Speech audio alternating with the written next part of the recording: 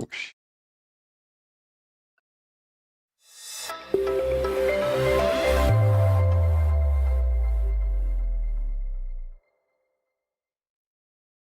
Hey guys, so wow.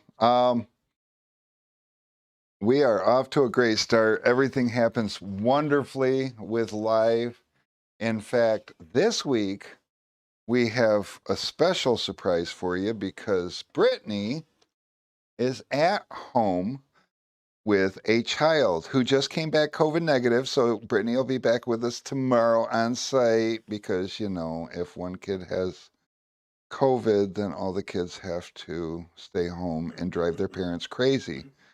And so we do have, let me switch. There's Brittany.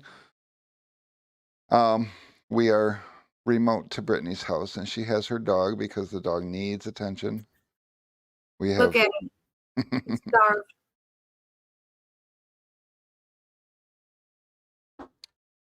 hey, Corey, glad you could make it. Um, Window Tint Queen is with us. Alexander is with us, but he's sitting across the desk from me in case I need anything. So today we're going to talk a little bit about slip solution. And I'm not going to try to sell you slip solution because I am and have been a tinner for the last 32 years. And I've used everything from Joy to Palmolive, even Dawn. I know a lot of people say that bad things happen with Dawn because it's a degreaser. But I'll tell you, for probably 10 years of my life, I used Dawn. I absolutely loved it. I stopped using Dawn because on came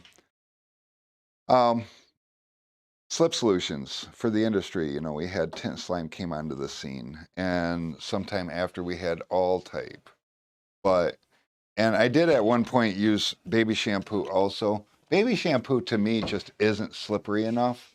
So we've got some All Type or All Type. No, this is the All Type. And we've got some Tint Slimes. Now, I didn't realize until just recently that I was gonna, I wonder if I could put these here. I put this there, put this there. That working? That's working. Yeah. And then we'll put this right in front of them because that is my favorite. Nothing personal to. Okay, good. Oh, actually, I didn't realize I had so much space. So I'm not here to tell you that you should or shouldn't use this or that. I think what I had more in mind, I had a customer contact me and was curious about why his film was curling on the edges so much. And he doesn't have that problem on anything but his windshields. And we were really struggling and drawing, pulling. It was a mess trying to figure out exactly what was causing the problem, because if it's not doing it on the doors, it's not doing it on the back glass, but it's doing it on the windshields, and we narrowed it down to, because of the concern about getting too much water and electronics on the windshield, this particular person makes their slip super heavy so that they don't have to use so much of it. Now this brings me up to, oh, I have some notes.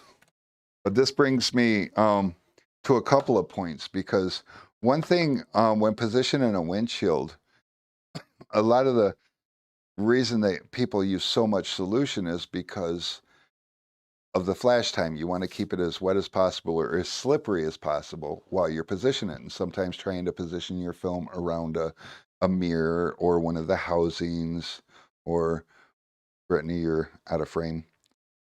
Sorry. But people, tend to use more water in situations like that. But really what it's about, as long as you get the whole window coated, you have a certain amount of flash time. When the tint decides to grab, it's going to grab. Now, what you're achieving by adding so much slip into your mix is you're hindering the tacking process. And it's easy to overdo it. See, one thing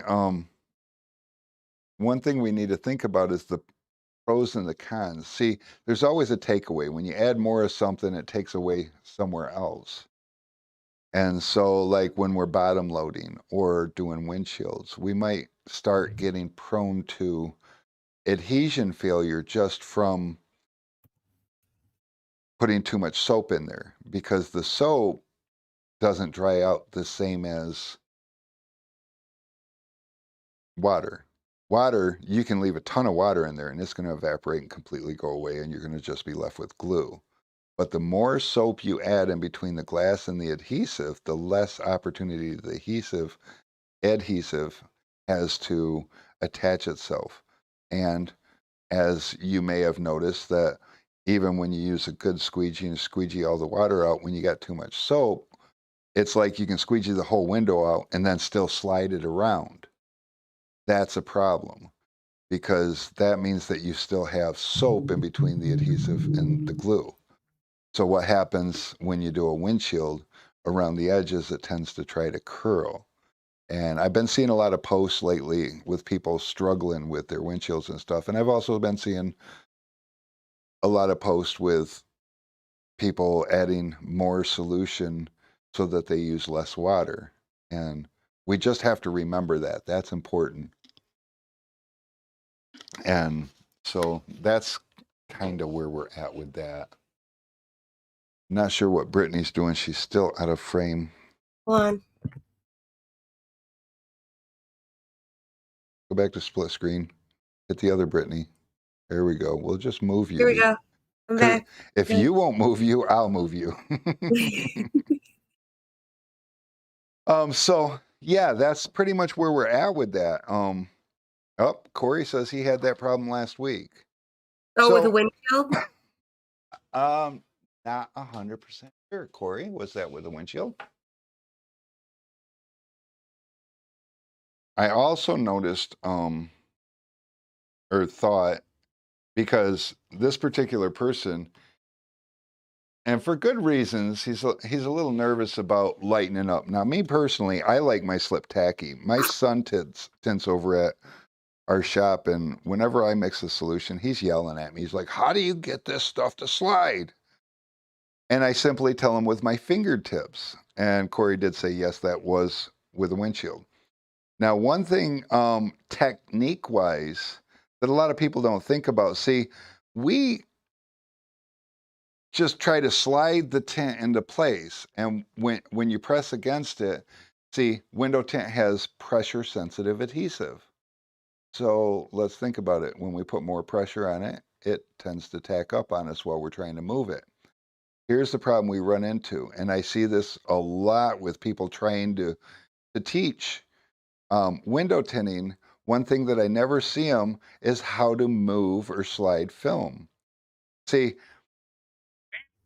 with, are you playing videos? I heard No. that. No. No, no, not at all. Come on, stay focused. I Anyway, am. squirrel. So when we're positioning the film or moving it, use your fingertips. Don't use the palm of your hand. And Brittany can probably confer with this, that, like, so a PPF person, when they stretch the film, a lot of times they hold the palm of their hand on the film just for a moment. See, there's a lot of muscle in here, so there's blood flow in here. This is warm. It's When a you lot of press heat. against it, it's going to cause it to tack. So if this is your window and you're trying to move it like this, you're right here. You're causing the film to tack with the heat and the pressure from your hand. Then, for some reason, us tinners, we think we need more slip. But if you do the more slip thing to a PPF person, they get pissed off because it won't tack. They're like, I can't get it to tack, and then they spray alcohol and water under it to make it tack. Where we're like, oh, this is perfect. And so too much slip is not necessarily a good thing. And it's down the road is going to cause problems, and sometimes only, minutes down the road or a half hour or an hour down the road, it could cause problems because it hasn't actually tacked because we've put too much slip in it. So handling the film is a much better thing. If you like, say for instance, you buy the all type. Now, all type is a funny one because, well, actually they changed their directions, so it's kind of nice because on the back it says for a gallon of all type or CDA adhesive or dry adhesive, flat glass adhesive, you're going to use a half ounce per gallon. Originally, it was just a half ounce per gallon because, well, that's what he would use when he's doing flat glass. But then we got to PS adhesive with automotives, and they added in here 1 ounce per gallon. So you're using twice as much slip on automotive adhesive as you are on flat glass adhesive. That's important to know. Um, and then in hot weather, he's talking about 1.5 ounces per gallon. So if it's hot where you're at, you're tinting, you can use 1.5 ounces a gallon for this. And I personally use this, and I use about 1 ounce to 1.5 ounces per gallon with automotive, and I do windshields and I do doors. I don't bottom load because that's a whole actually that could be a whole different live all by itself. But yeah, so we're talking 1.5 ounces per gallon should give you plenty of slip with this, even in the hot weather. And if it's not, you might want to question again, how are you positioned? How are you moving? Because when I use my fingertips and my camera's going, every time I hold my hands up, it's changing between wanting to follow me. Now it's going to follow me. See, follow me. Woo, here we come. Okay, and back. All right, good.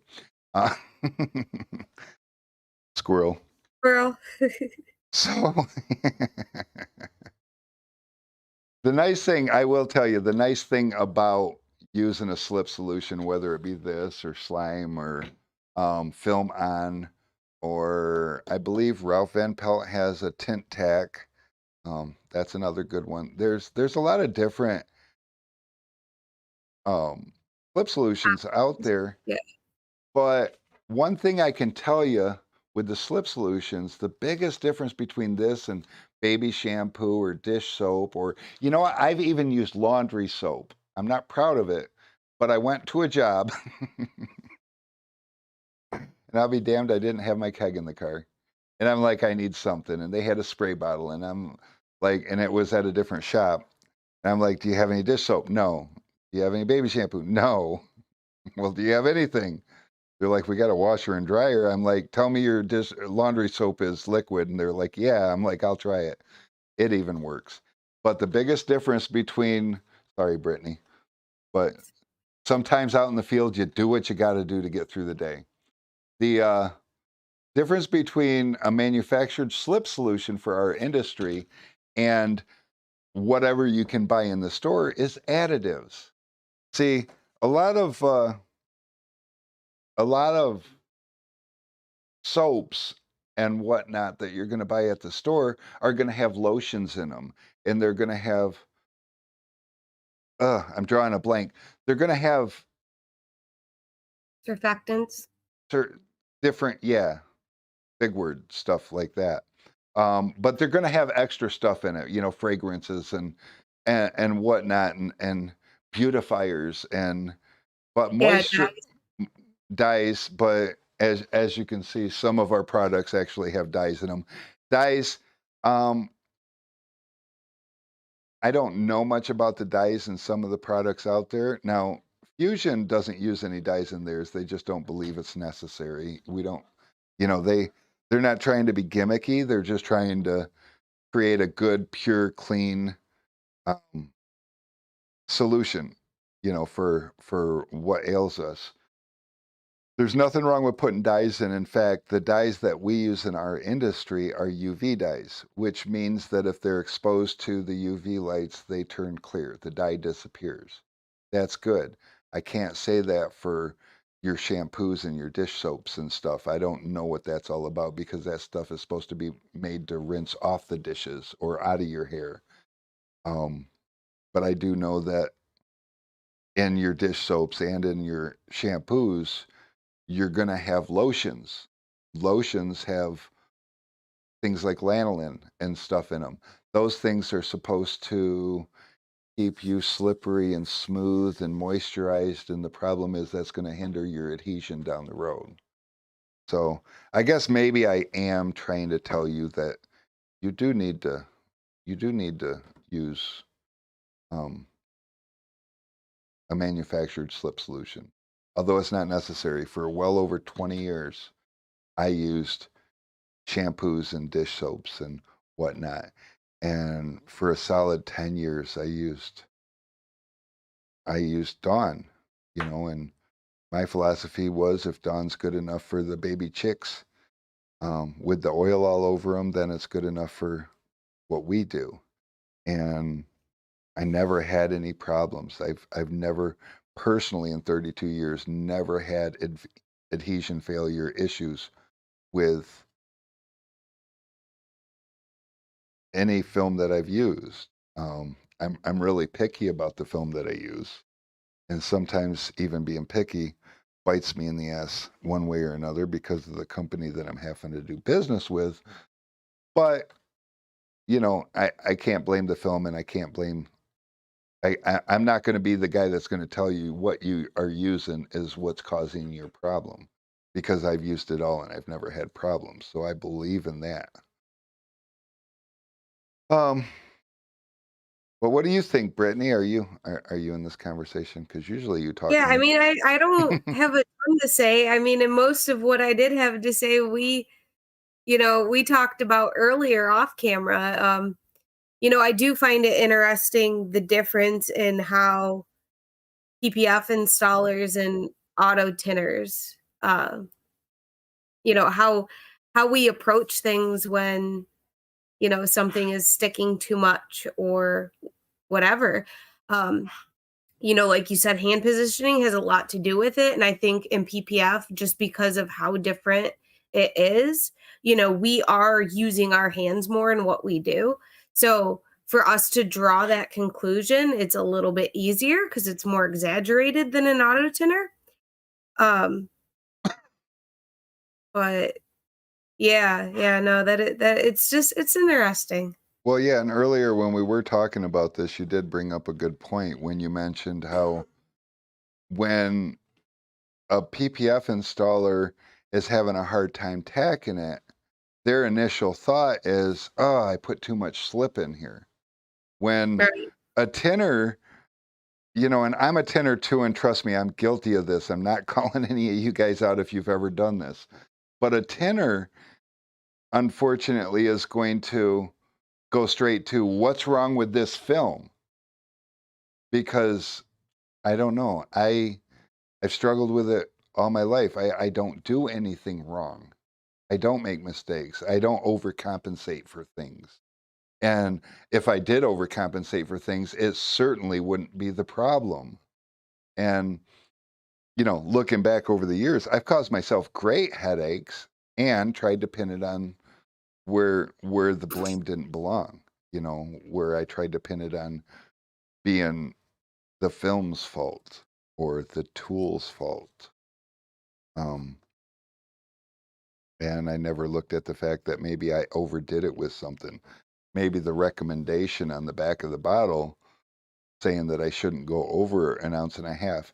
And I'll be honest with you, my son uses 2 ounces a gallon of this stuff, and he's good. Although I told him to back off on that. So he puts an ounce and a half a gallon in this stuff now, and he adds a little bit of Dawn to it. I don't know if that helps. I think it's strange, but him and Mary, they run the tent shop over there, and they are welcome to do it. And they use our film, and I'm going to stand behind the warranty, if there is a problem. But like I said, in all the years I've been doing this, it's never mattered what I used for slip. There is good reason to use a manufactured slip, and the main reason is because the only thing in there is what you need, and not any of the other stuff that's meant for the other purpose of the chemical, whatever it is, whether it be dish soap or, there's no Yeah. grease cutting agents in here. There's no cleaning agents in here. There's no moisturizing agents in here. So there's good reason to use this stuff. But that doesn't mean that you can't use the other stuff. It's really that simple. What's up, Mr. Tallman? I see you out there. Yeehaw. I did I know that Jordan from Fusion, we were discussing slip solutions the one time, and she said, I believe it was SolarGuard, did a study on film longevity with manufactured slips versus other things. And to the best of my knowledge, they're the only ones that have. I haven't seen the results for myself, but apparently they found that there was a difference. But like I said, I haven't seen it with my own two eyes, so I can't report on how accurate that is. This is just what I've heard. Um, that would be an interesting thing to look into if anyone can find it. Yes, yes. And I've heard the same thing about them having done the studies. I also remember a while ago, if you guys remember, Mike Sanchez did a video, and this was a long run kind of a thing because he took tint slime and all type and Dawn dish soap and baby shampoo, and he had 5 or 6 different products that he mixed up, and then he used like a fishing scale to clamp onto the film. He applied it one day, and 10 days later, he decided he was going to pull and do a strength test. All the same film on all the different pieces, the only difference being the slip. And he did have a little bit of variation from one to the other. Um, and I don't remember what the results were. They were really minor, though. And it was certainly not scientific, but it was intriguing to see that, you know, what you used. And the other question is how much of what you put in there, because that's the other thing, is how much of this chemical are you putting in between the glass and the adhesive.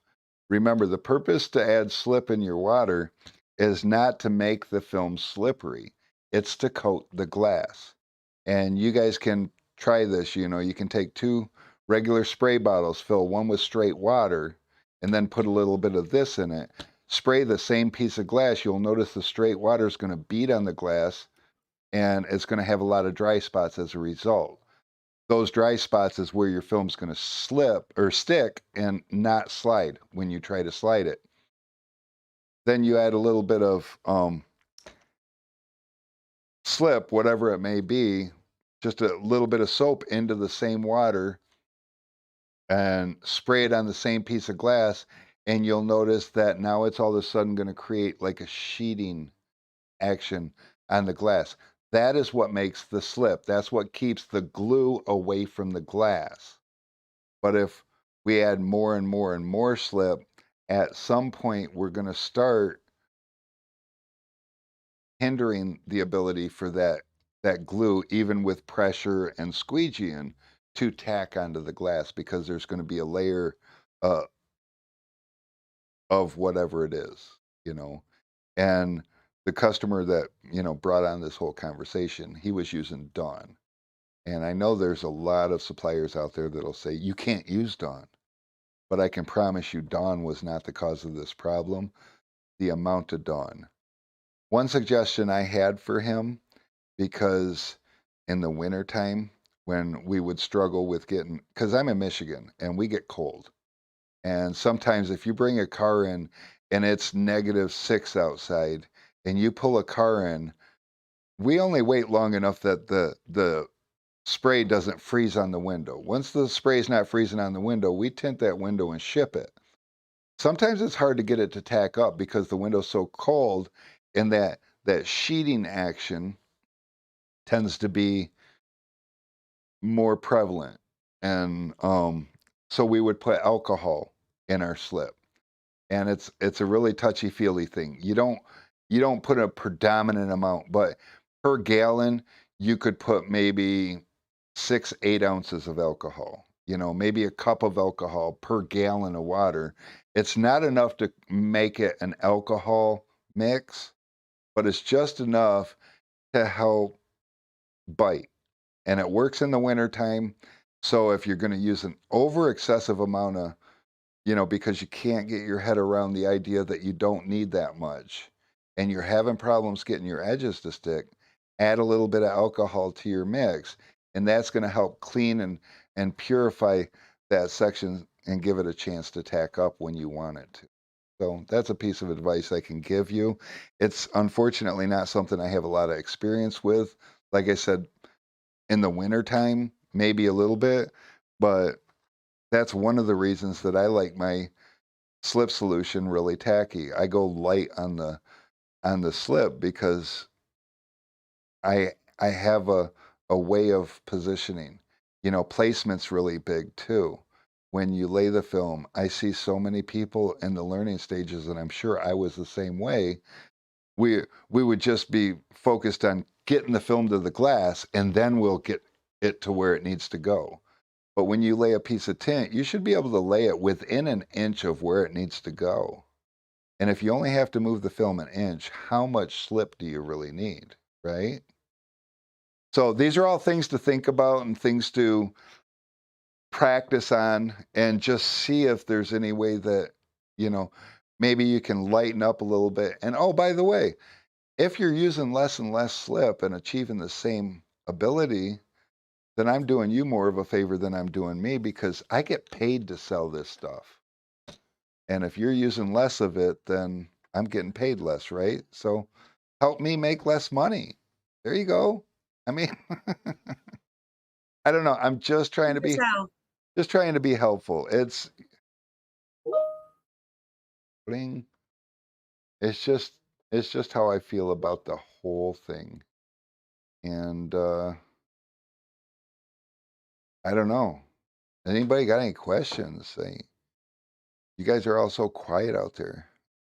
I've been watching and looking and trying to read, but I mean, slip solution is just the most crazy, engaging subject. I don't know. I use barely any slip, but I Hunter also don't tint. Hunter said something a little while back. And You notice I've noticed I use a ton of baby shampoo in my keg to get it to slip right, so I could definitely use an alternative. yes, and Yeah, who was that customer that we recently had in, was he using baby shampoo? yes, and he Yeah.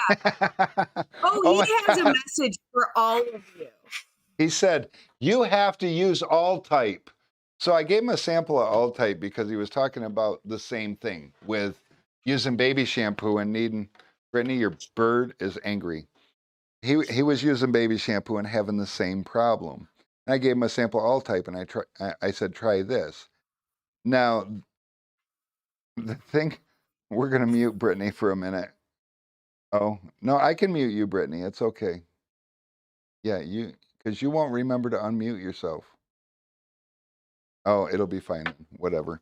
So, anyways, on the sample bottle, it's enough for a 5-gallon keg. So he pours this stuff in his 5-gallon keg, and he comes back and he says, "How come you didn't tell me about this sooner? You need to tell every single tinner out there that they have to use this stuff because that other stuff it doesn't work." And I'm thinking to myself, well, he just switched to a keg. And when you're switching into a keg, it's hard to wrap your head around how much slip you're actually using. If you're Yeah. using a spray bottle, and I used to have an Alex sitting right here, and Alex was going to help me with things, but I don't know where Alex is. Alex! He's probably watching the stream, it's fine. He's coming. No, he was sitting in the other room because that's where I told him to sit while I grab me a spray bottle. Give me a goddamn trigger sprayer. Anyways, if you were here for the conversation, you would have known. But so he's coming. Here's a regular spray bottle. Now this one is 24 ounces. a lot of times you'll and I started buying these during the crisis in COVID because you couldn't find spray bottles. Um, and these are a 360 spray bottle. You can spray them upside down or right side up.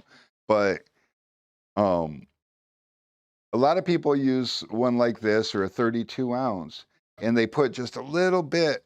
Now, in a 32-ounce bottle, that's 1/4 of a gallon. So if you buy a 5-gallon keg and you're putting 4 gallons of water in it, that's 16 32-ounce spray bottles. So with if you're a baby shampoo user, you need to use 16 times the amount that you were using in this. And a lot of people don't wrap their head around. They're like, "Well, I usually use this much, so now I'm going to use that much." Now, do you think that so that's where a lot of your problems run into. But once you realize that depending on the size of your keg, a 5-gallon keg, you're probably going to use about 12 to 14 ounces of baby shampoo. And then you start realizing how much slip agent you're putting into that keg versus how much shampoo you're putting into that keg. Because remember, you got your lotions and your other things, your cleansers and whatnots in the baby shampoo that you have to put all that in there to get enough slip agent in there. So where you might use 16 ounces in a 5-gallon keg, this stuff you use 3 ounces. So, and a lot of people also, I was talking to somebody earlier today and we were talking about how expensive this stuff is.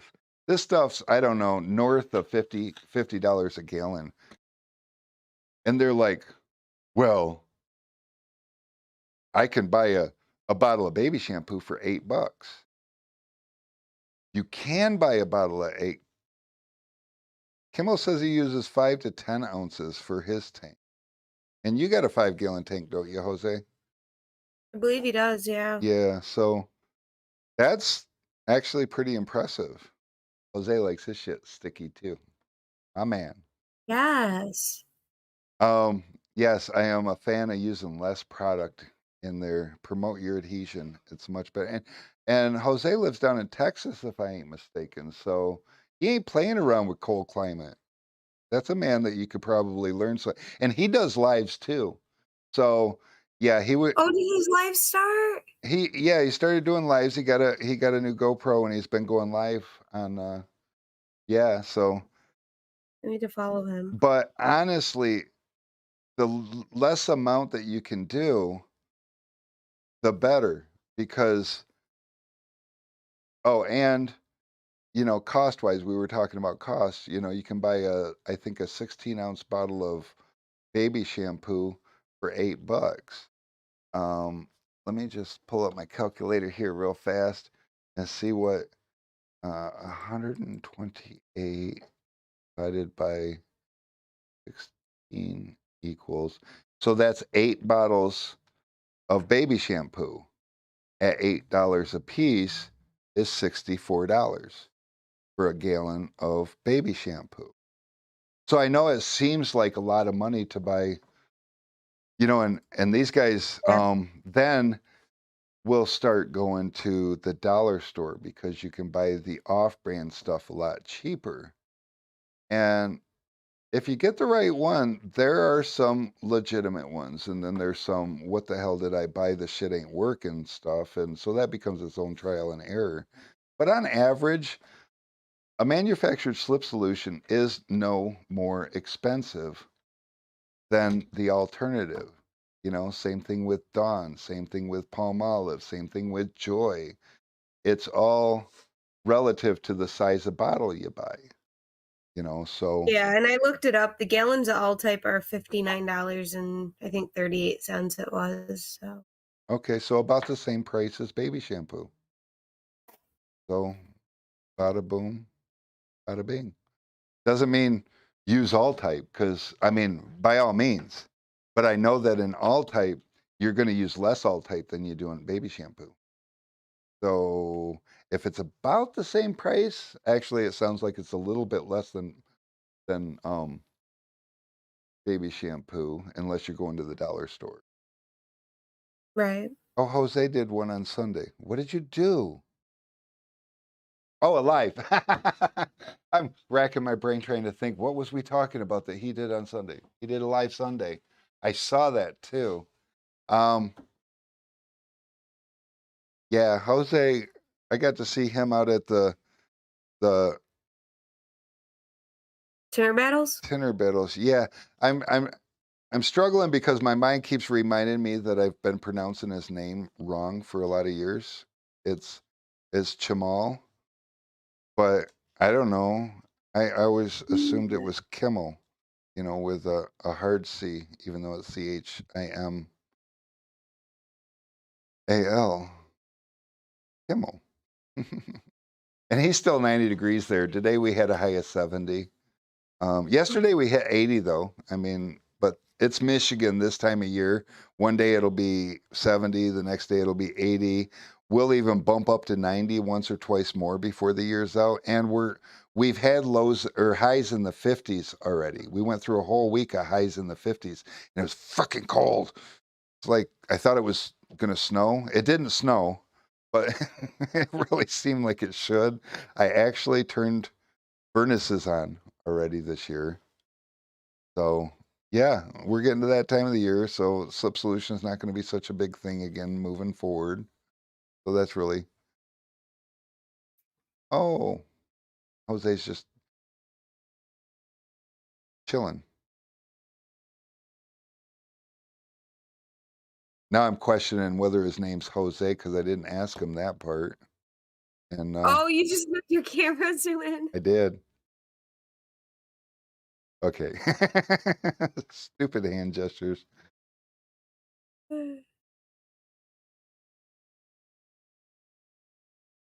Althea at Metro, yes.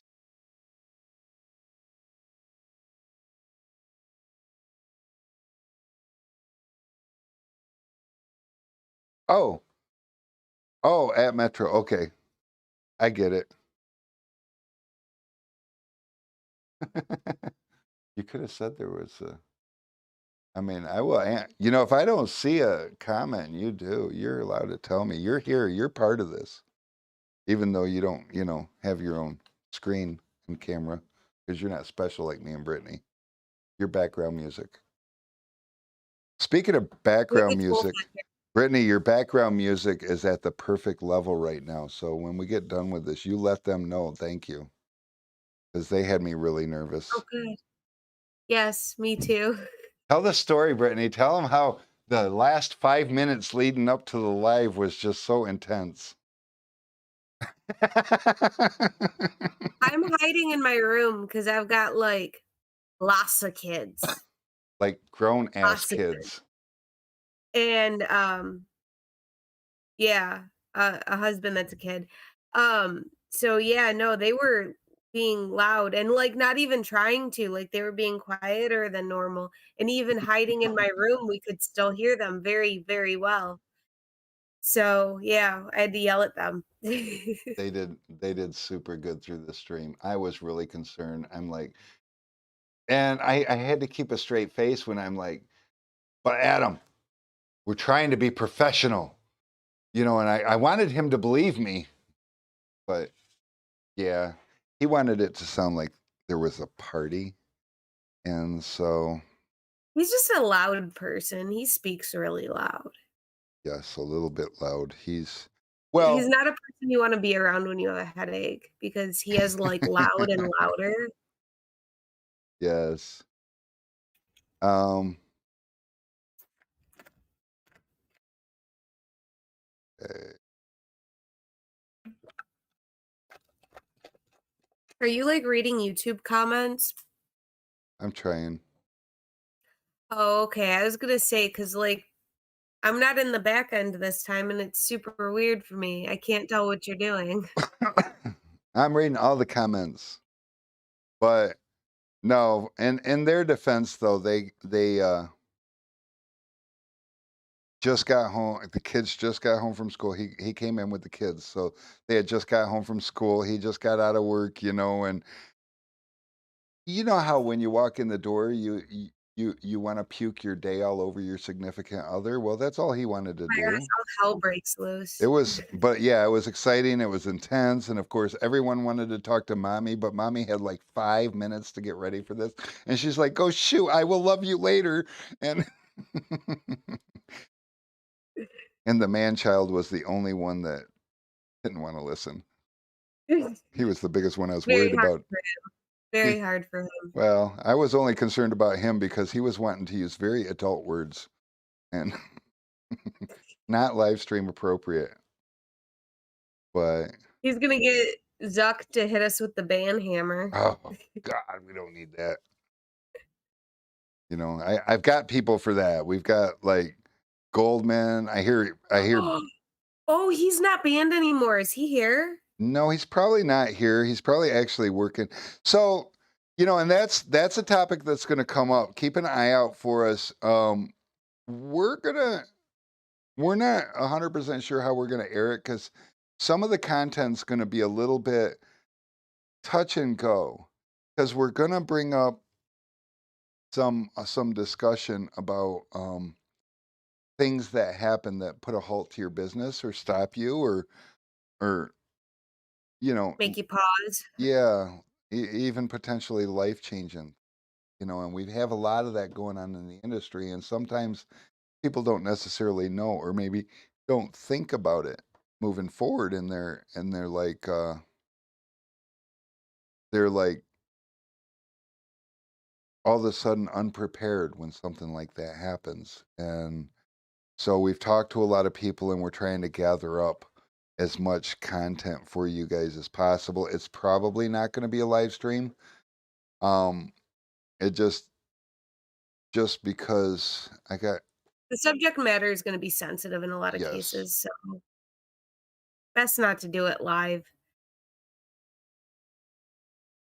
But Met it'll be a video, it'll be a good one. Metro says they got our 3-gallon keg and has hard water. Would you recommend an inline filter? Absolutely not. Um the biggest reasons for an inline filter is really for the mobile guys, or if you can't get a pure water source. And hard water's not, unless you got chunks of stuff coming out in your hard water, which is highly unlikely. You know, hard water is one of those things. It'll leave calcium deposits, and where we're at, we have some of the hardest water I've ever seen, and you'll get calcium buildup in the filter.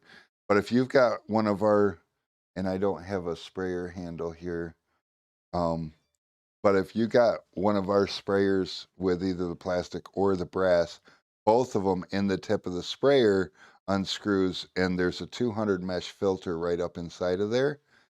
And that's enough to keep anything out. And then as long as you clean that every now and again, you can take it out. And Alex is grabbing one right now, so I can go over that real quick. Unfortunately, the keg parts are as far from my office as anything in this building. Oh, yeah, I, they're uh, clear I on the other side of the building. yeah, I'm in one corner and they're kitty corner on the other side. So depending on which sprayer you got, doesn't matter if you got a fan or a or the cone. You unscrew this here right off the tip. Let me see if that. There we go. You unscrew this off the tip, that comes out, and then right here you'll have a filter. And this filter, if we can do it, this filter here is 200 mesh. It's super fine, um, and it's stainless steel. The holes in are definitely significantly smaller than the holes, like the hole that the water comes out of. Yes, If um, you're using the a 200 mesh filter is smaller than a red blood cell.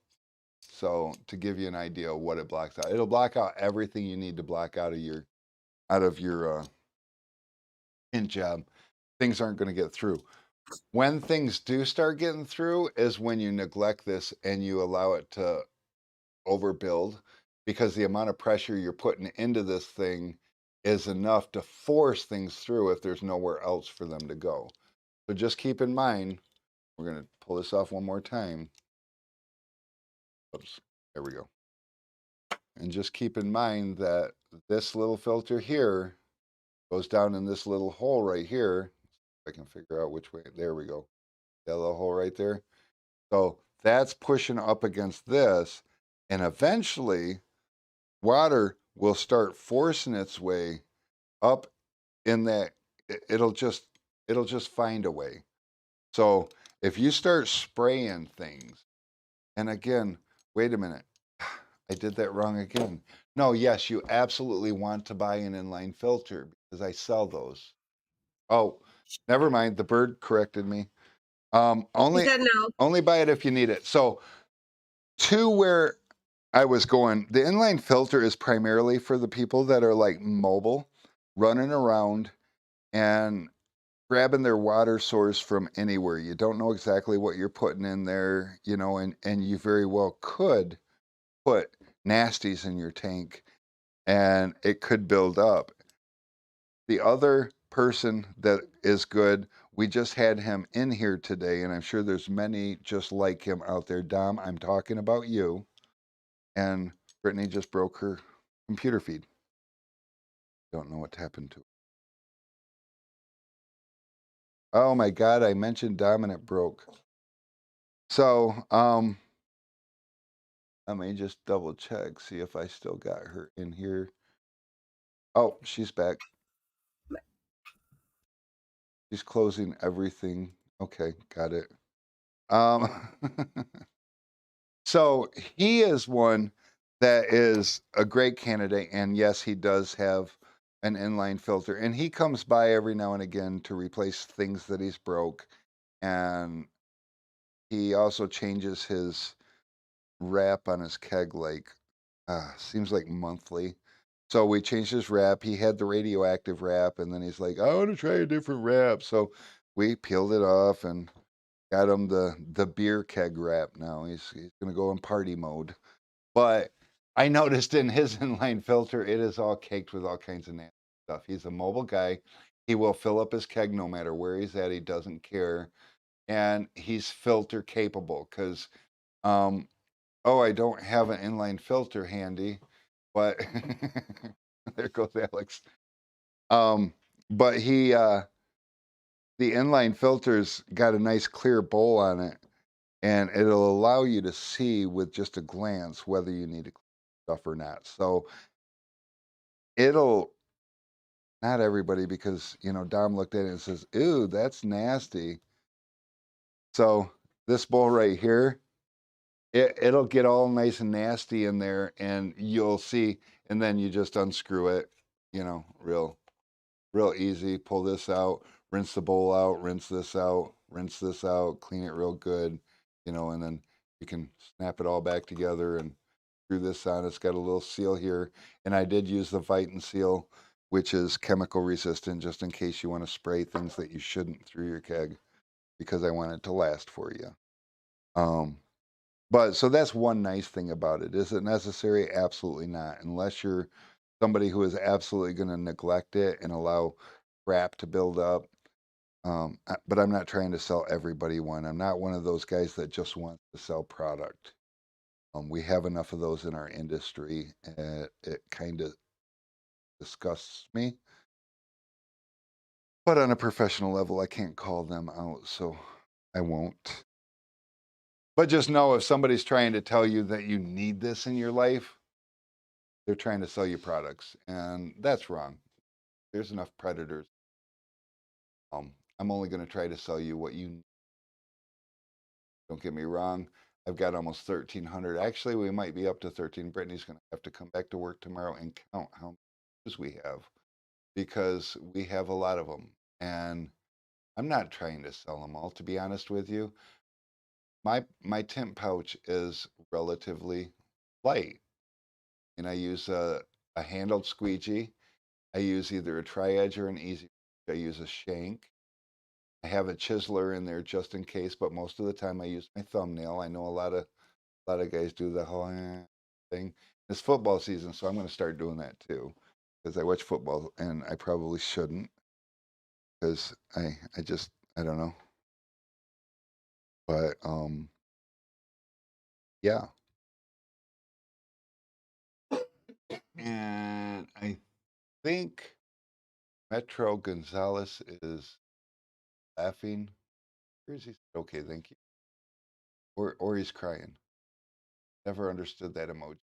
He's really upset that we didn't sell him the filter. We should But if he sell him. wants to buy it, he can have it. Yeah, I'm down. I mean, if everyone wants to buy a filter, we probably sell more than 100 of these a month, and we do supply other distributors. If you see our filters at your other distributors, it's because we have the best filter on the market, hands down.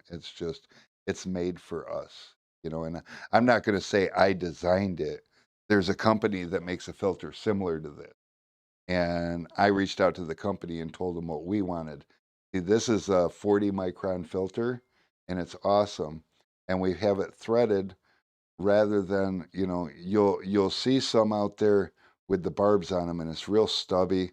And I don't know if you guys have seen it was actually one of ours, but a guy with a keg on his security camera and his hose popped off. It didn't pop off of this. It popped off of the keg itself and just blew water all over him, and he came back and he scratched his head when he looked at it, and it was hilarious for everybody but him and me because I was a little embarrassed. Like I said, it was my product, and my guy's got a ass chewing about tightening clamps. But these, we have them threaded so that we have a longer barb with a real, I don't even know what you call that, barb on the end. So when you put the clamp on, it doesn't even need to be that tight. It won't pop off. But we tighten them down good anyways. I feel like I'm going off on a rant again. I do that. Are there any more questions? Question. Questions. I feel like this one, it's kind of like a limited subject matter compared to like the last few we've done, where we're like, hey, here's this whole entire category. True, true. There's a little more talked about there, but Jose got no chemicals. Has anybody tried to drink the slip solution? ew. No. I've tasted it. I Well, have. I've tasted it. Not on purpose, but I've tasted it because I'll I'll be installing and I will like squeegee something out and take my squeegee and put it in my mouth if I need to use my hands to reposition or whatever. And yeah, so I've tasted expel gel and all type and alcohol and water. oh, expel gel is the worst. Ugh. I mean, not the worst in what it does. It's great for its No, it's purpose. great for that. It Don't tastes awful. don't put it in your mouth. It's not Well, good. and especially when you get a spot where it's like thick, it hasn't like gotten warm and like gotten thin yet. So you just get the thick glob of it in your mouth. That's awful. It does smell nice. It smells nice, like almost like hand sanitizer. Not the same. Somebody told me once that expel gel was just hand sanitizer. And you know what? I fell for it because it does kind of smell the same and like It feels a lot like it. yeah, and so we bought some hand sanitizer and tried it and it straight up turned it Burned the turned the adhesive, it burned the hell out of yeah, it. turned the Well, and PPF then we started brown. playing around with it, and we said, "Okay, well, what if we had more water? What if we had baby shampoo?" Like, we were doing all this stuff to it, and we never got it to work. It was like, what if we just stopped wasting our fucking time? Oh, and Get this hood bought the done. right part or product and Stop trying to be cheap. I spent my whole life and that's the other thing too. We're tinners, we're PPF installers. We make $100+ an hour. Some of us make two, three, $400 an hour. And I'm worried about spending $50 a gallon on shit. Oh, I'm I don't know, I feel like you see it more in the tent world. No shade, but, like, PPF installers, a lot of them are like, "How much does that cost?" "Oh, I don't care. Do you know how much money I'm gonna make with this thing?"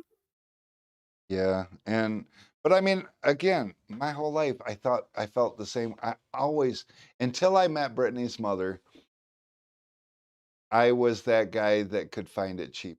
I was. And she the I make jokes. I pretend like she doesn't understand how money works because she'll buy the best of most expensive of everything. And she's not wrong. I What she y- wants. I learned that over the years is even though and people are like, "How much you pay for that?" You realize you could have got that for blah and I I've learned that the same product, there's a reason why the price is so far apart. A lot of times it's not because the other person are better. It's because the product's better and invested it. Case in point, our tint kegs. Yes, you can build a keg for under $100. Can you build my keg for under $150? No, no, you can't.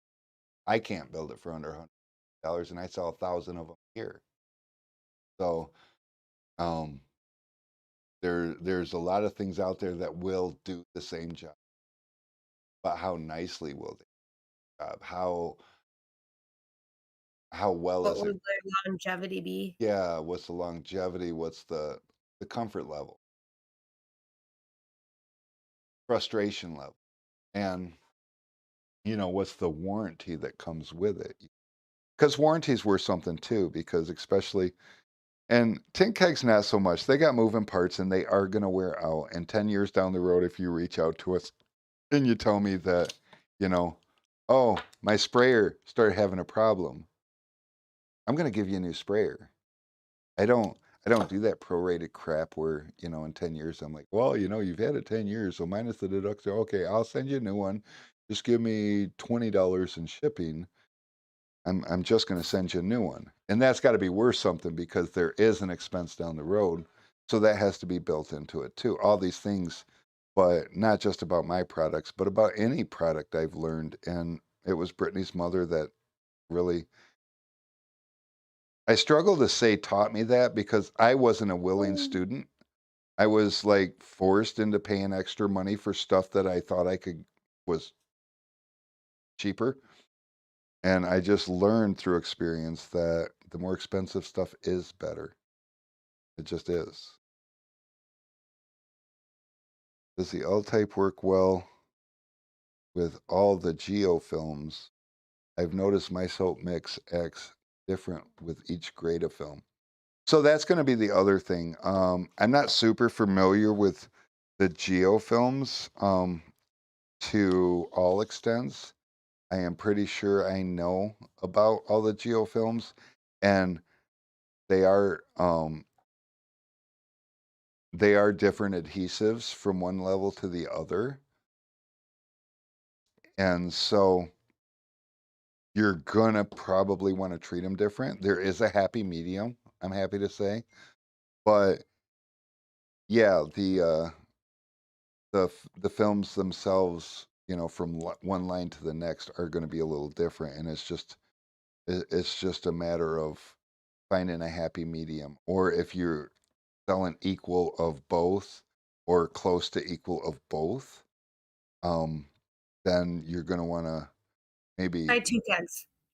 Well, I was going to say buy two kegs. Yeah, have two water sources, or there's not really there's not really a good way around it. Most Yeah. people will tend to cater towards the one that's more aggressive that you need to knock down a little bit more, and then your other one's just going to be a little harder to tack.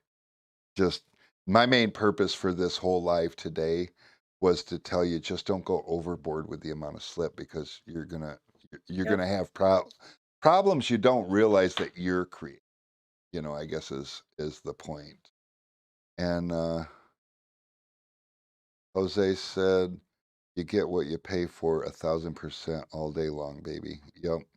And Well, and that's what we tell our customers. When they go on the internet and they're like, "I paid only $100 for this tint job, but look at how bad it is." What do we tell them? You get what you pay for,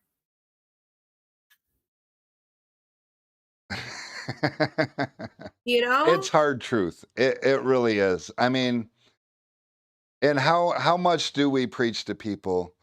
Corey says he's saving up for his first keg soon. He's trying to learn all he can about them. Definitely gonna get one of ours. Thank you. Um, but yeah, the hard truth, and we can look in our own mirror with our own experiences. When we have a customer that's got that, and we've all seen the memes with a bubbly window or the lightning special with the delaminating happening. It's like, but my friend can do it cheaper meme. Um, that's true in every, and it's not just our industry, it's every industry. And so for sure. And Jose's not cheap at his tint jobs either. And Jose. Metro says, do it, Corey. Way worth the money. Yes. Oh, Okay, yay. little known fact. People don't realize. But we accept PayPal on the website, and PayPal offers credit. You can get your keg in 4 easy installments. Yes, which I've used it before. I accidentally used it once. So she's got some experience. I was just trying Accidentally, to she look at the said. terms, and before I knew it, the transaction went through, so I was like, "Alright, well, I guess I bought this thing." So how it works is they take whatever the total purchase amount, like, with your shipping and everything, they take that and they divide it into 4 payments. One is due on the day you place the order, and then it's every 2 weeks after that. So 2 weeks, you make another payment, 2 weeks, you make a payment, 2 weeks, you make a payment. And they don't charge interest, I don't think. So you're Well, saying either like, that or I didn't care. Um, so you're but I'm pretty saying sure they don't. You just make the 2 payments. months, basically, 4 payments, 2 weeks apart. 2, 4, 6 weeks. Oh yeah, because you make a payment now, Yeah, then one in 2 weeks. That's 2 payments, and then one in 2 weeks, and that's the 3rd, 4 weeks. 2 3rd weeks. payment. Okay, yeah. So 6 weeks. You got 6 weeks to pay for it. So, that's like $50 a week. Not that terrible. Get a lifetime warranty. How cool is that? If I'm only tinting 2 to 3 cars a day, you suggest a 5 or a 3? I suggest a 3 all day long. Period. 3 gallon all day long. You can I get probably wouldn't fill it all the way up though. Like, well, and see, that's the kind of the difficult thing is the quantity makes me wanna say a scuttlebutt, do a 1.75, but also, if this is something that you think your business is gonna grow into your keg, grow yes. into the 3. Yes. The 5 gallon you're gonna find unless, you sit it in the corner or you do a lot of architectural film. Because in architectural, you can exhaust a 5 gallon keg in a day. Automotive, I use a 3 gallon personally. I can do 8, 9 cars in a day, and I don't empty the keg. What'd you do to your damn video again, Brittany? She's probably got COVID. She's over there coughing and hacking or that man child has come into her room again. She's just trying to keep it on the professional. But yeah, so 3 gallon all day. A lot of people do the 5 gallon and tend to regret it because it's way more than. You, you said you said Corey that you're doing 2 to 3 cars a day. Honestly, like Brittany says, that personally would lean towards the scuttlebutt. Scuttlebutt's 1.75 gallons, and you can get 3 completes out of a 1.75 gallon, or at least I can. And but if you're regularly doing 3 cars in a day, you don't want to limit yourself to that. I own a 1.75 that I run around with here and there just to go do a quick job here or a quick job there. Set of doors, maybe a complete if I'm going off site somewhere because it's easy to carry and have with you. But my 3 gallon is my buddy. Now at our shop, we have 2 5 gallons set up, one on each side of the bay. We have 2 bays, 3 hoses running, two off of one and one off of the other over against the wall. So that's a little higher paced. And um, They just sit in the same spot all day. The hoses are run to the length that they need to reach what they need to reach, and so we never move the kegs around. And I don't know where I lost Brittany. She just ran away. She's gone, which means I could go back to this, but then you see my mess, and I have a mess going on here. Oh, my tea. Saw my tea. Um, but yeah, no, good question. And that's the other thing. I sell a ton of 5-gallon kegs and get a lot of people reach back out to me. Get a lot of people that reach back out to me and tell me how they wish they would have got something a little smaller. I mean, think about it. 4 gallons of water at 8 pounds a gallon is 32 pounds. The keg and the hose is almost 15 pounds. Now, if I'm not mistaken, that's 47 pounds that you're carrying when you're all filled up and ready to go. 47 pounds. It's not too much to pick up, but it's an awful lot to lug around with you when, a 3 gallon, I would recommend putting 2 gallons of water in it. That's 16 pounds. The keg itself weighs about 13 pounds. So you're under 30 pounds. You're at 29 pounds. How often do you need to clean out the lines? That depends, Eric. That depends on how you use it. If you use it every day on a regular basis, you should never have to clean out the line. If if you're building it yourself and you're getting like a $10 hose, you might have to clean out the lines frequently, but I don't know how to clean out the lines or get them clean. The hoses that we use have a silicone liner and nothing sticks to them. So there's no reason to ever clean out the line. In fact, one of our hoses I had sitting for a year with water in it, that was just a retired hose, but it sat in the sink for a year. And I decided to cut it apart and take a look inside, and lo and behold, there was nothing stuck in it. So, yeah, for sure. Metro said I kind of wanted to add a second hose setup to mine. I tin out of my garage, so it might be overkill. Well, actually, Metro, it's if you tin out of your garage and your keg sits in your garage, you can actually sit in the corner.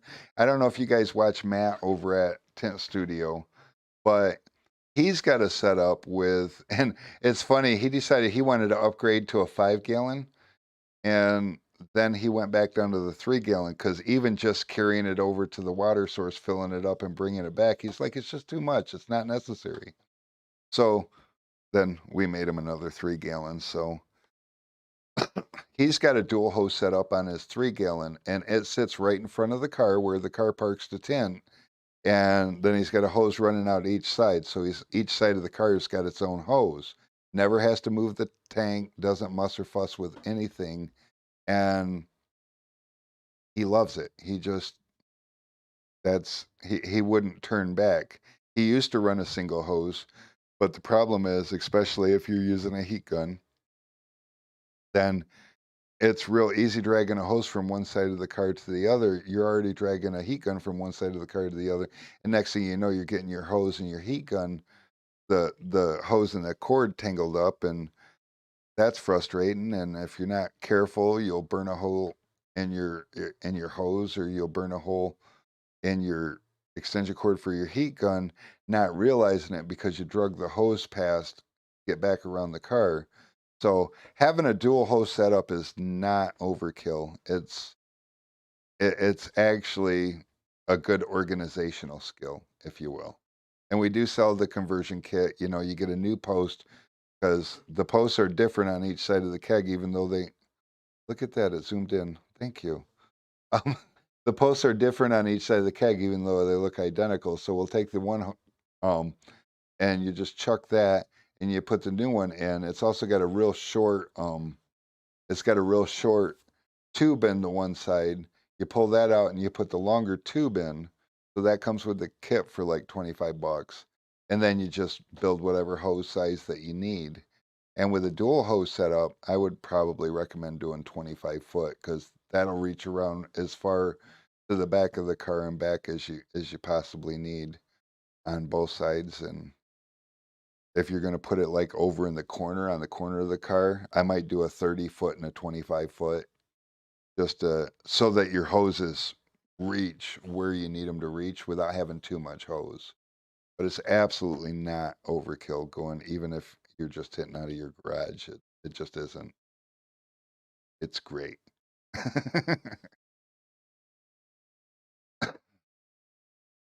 And we still lost Brittany. I don't know what happened to Brittany. She just left.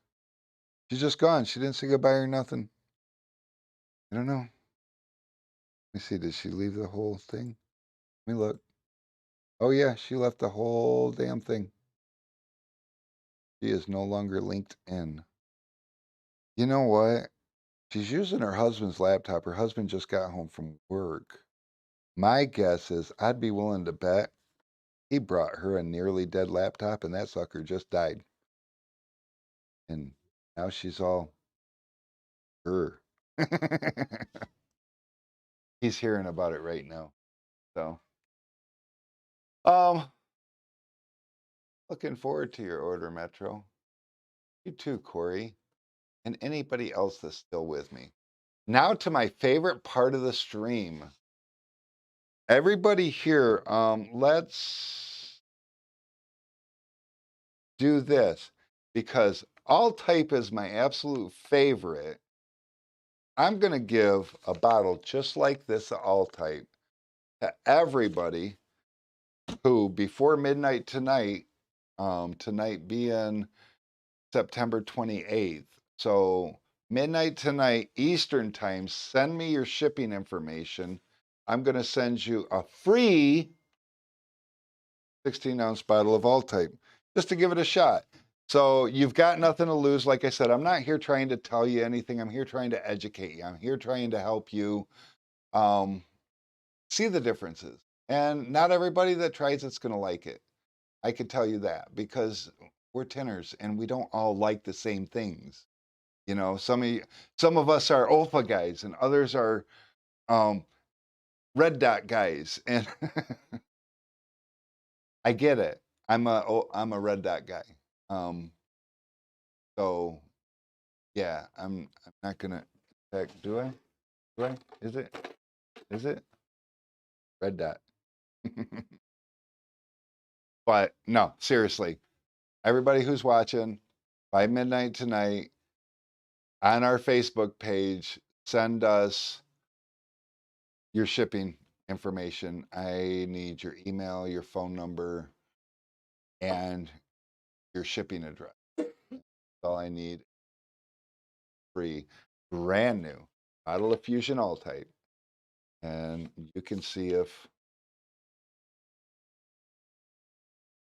No, Eric, we're not against baby shampoo.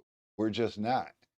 Um, we're just trying to educate about the differences. And even though you came late, go to our Facebook page, put in your shipping information so that I know where to ship it to, and I will send you a 16-ounce bottle to try. And you can see for yourself if it's as good or worth it or not worth it. You know, we've determined that baby shampoo and all type are around the same price. So, but I'm going to give you a free, and for the little bottles like this, 16-ounce bottle, I want to say, shoot, I don't know.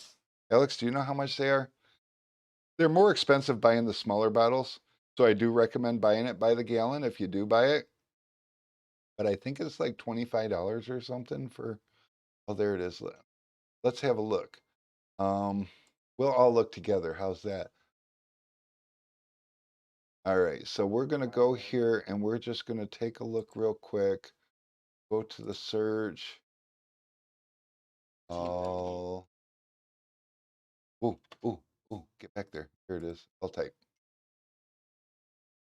From 429, Alex said.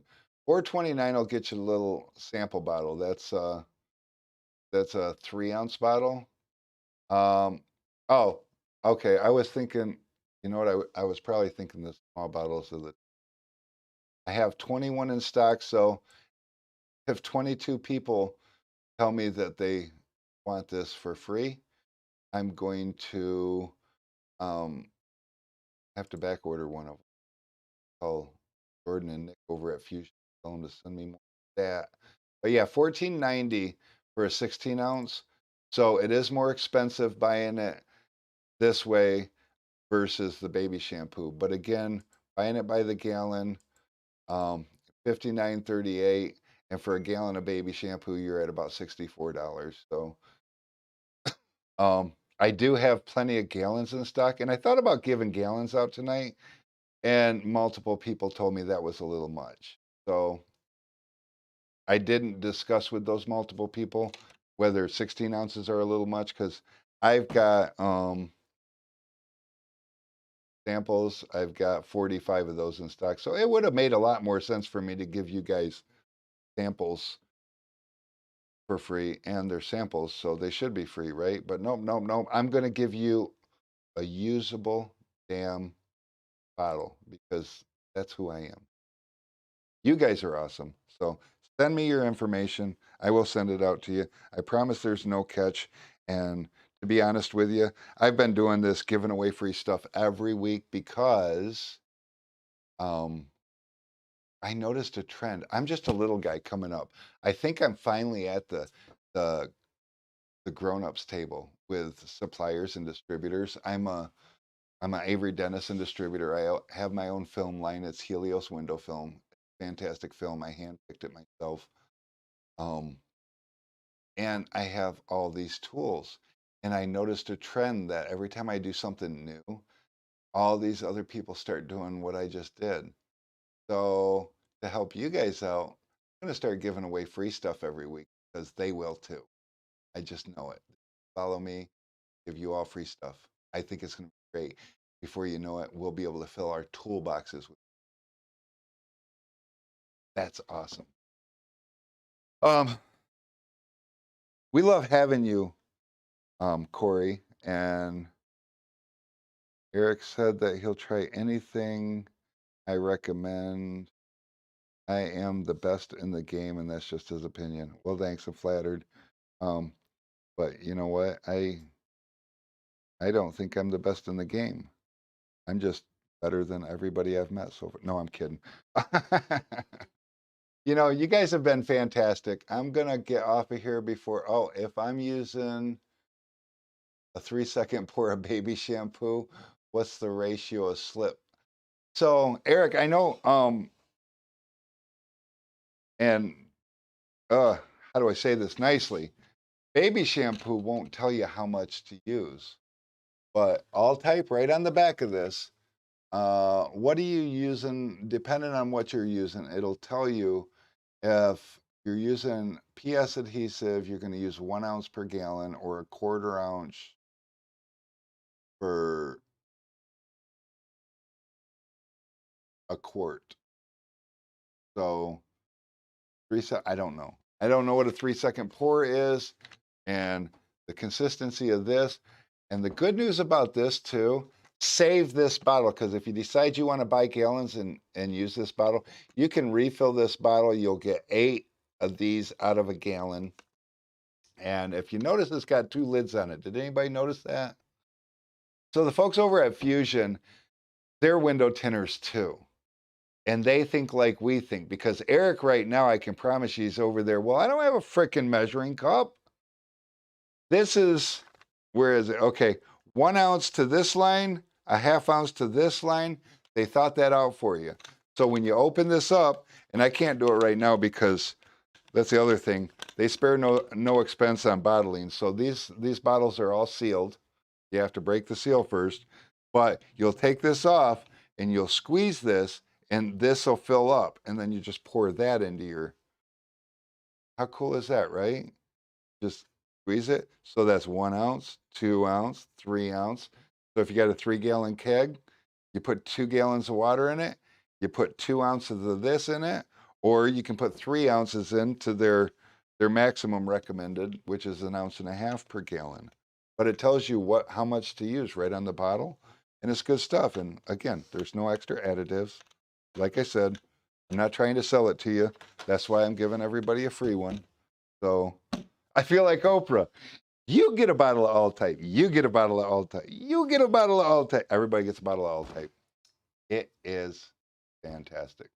So, and Eric is local to me, so Eric's going to come out and see me and get his free one because I like seeing Eric. We love having visitors, so that's super cool. Bada boom, bada bang. Corey, where do you live? Because I feel like as much as you support us, you should come visit us too. Or maybe I'll come visit you. I'm not sure. And one of these days, we should have a live with you guys just hanging out with us while we're filling orders.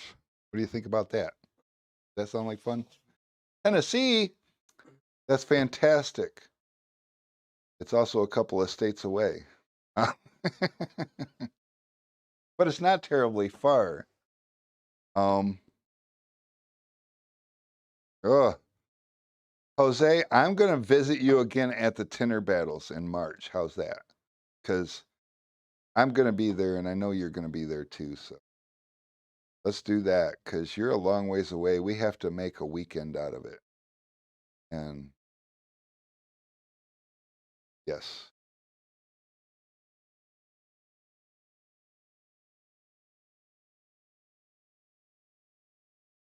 God, I so would love to come down and just hang out with you for a day. I really enjoyed. If you guys haven't checked out Jose's, what's your? Oh, you're not streaming to YouTube, so Chimal Jose on Facebook, Chimal Jose. He streams live right from his GoPro, and he's got a lot of cool techniques that he shows. His videos are real short and to the point, so try not to miss them. But if you go check him out on Facebook, his videos are still there that he's posted. Check out some of his videos and see his techniques. He's a guy that I got a lot of respect for as far as his abilities and what he does. And, I actually could say that for hundreds of you guys because I never even knew. See, I became a tinner in an era when we were supposed to keep our secrets to ourselves and not teach anybody anything and don't talk to other tinners because they're the devil.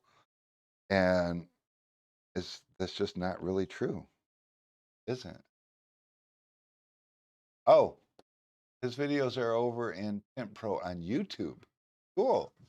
So search Tint_Pro on YouTube and find him and subscribe to his shit. And actually, if you haven't subscribed to us on YouTube, go ahead and go over to YouTube, search Sun Distributing 2, search Tint Pro, subscribe to both of us. Make sure you click the bell thing because it'll notify you when we're going live.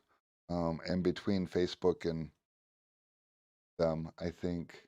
Hi, Lily. I just saw a hi, Grandpa. I didn't. Oh, Lily got here. Hey, Lily, where is your mother? What happened to her? Um, she was supposed to be streaming. I wonder if she's sitting in front of the computer with it turned off, still talking. Oh, that would. But you guys know what to do. You got till midnight to do it.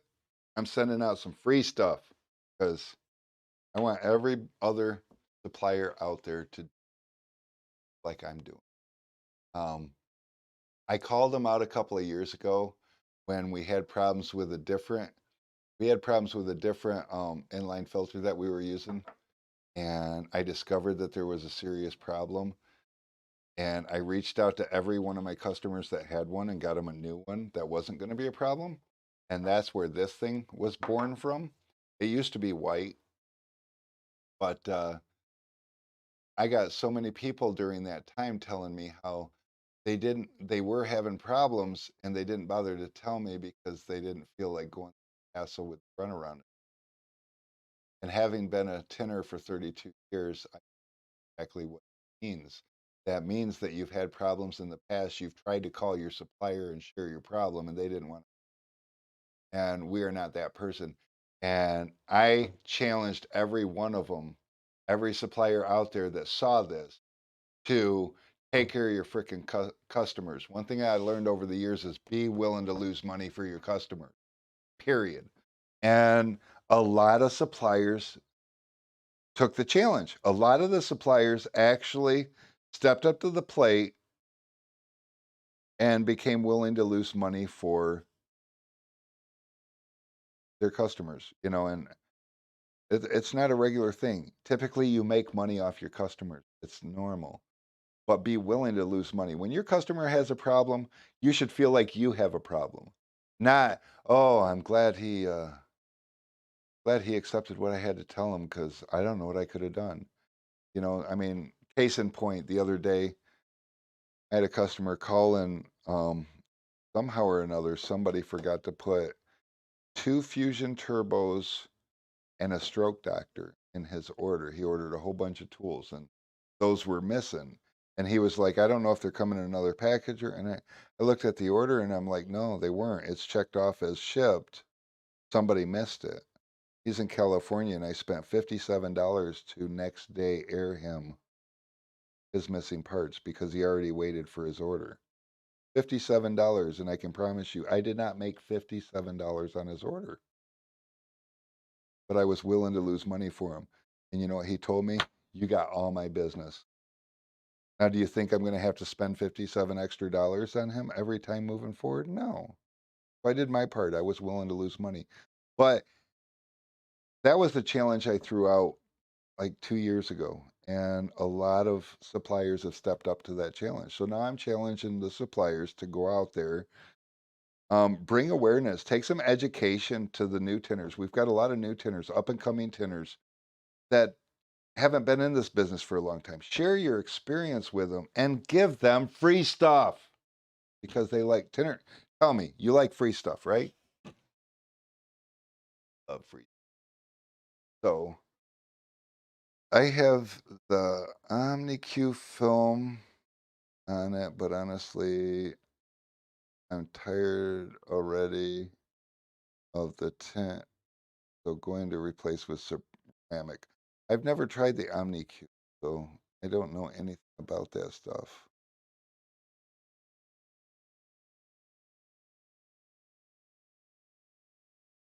Think I'm going to stream it. That you know what? That's another thing that doesn't get a lot of stream action, Jose, is removals. And a lot of people are afraid of removals because of some of the things you hear on Facebook. And honestly, here and there, you'll get a removal that'll straight whoop your butt. But if you've got a good steamer and a good adhesive remover, then you know there's hands down there's no reason to fear removals because you'll get paid more for a removal if you do it right than you do for tinting the windows. It's faster. And here and there, you're going to get your ass kicked by a removal. And then you got to remember how much money you made off removal before then. But we're looking forward to it, Jose. And you should probably put some notifications up that you're going to be doing when you're going to be doing it because I think a lot of us would like to hang out with you and see if we can't BS and all that good stuff too. But before I lose everybody, and Lily never commented again as to where her mother was, so Lily's gone too. Lily's my granddaughter.